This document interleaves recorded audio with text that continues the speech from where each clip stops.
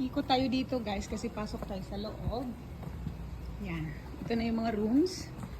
And then dito tayo dadaan. Oh, doon yung labasan dyan. Ang ganda ng kulay, di ba? Ayan na yung mga sinasabi kong picnic tables. Dito tayo. Yan. Pwede pumasok. Mag-video lang ako ha. Okay. Yan. Paalam tayo kasi naglilinis pa. Nililinis nila. So ayan, bilad-bilad ka sa araw. Kung ikaw ay adik sa araw, magbilad-bilad ka dyan sa kanilang mga lounges. May pabilog sila doong malaking donut na upuan. Kaya naman, okay na okay. Mga 8 pa raw pwedeng gamitin. So mag-iintay pa tayo ng isang oras. Paano na lang? Dito tayo guys ha. Sa may gitna habang hindi pa siya mainit.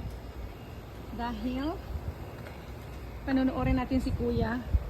Magtambay-tambay lang tayo dito guys. Taas-taas ng mga paa.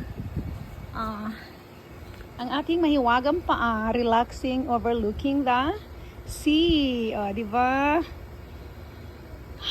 Ang sarap naman ng pakiramdam ni Inday. Napakasarap naman ng hangin sa tabing dagat. This is my happy place. Pag nakakita ako ng dagat, sulit na ang lahat. Whatever the struggles, problems, tanggal ang stress.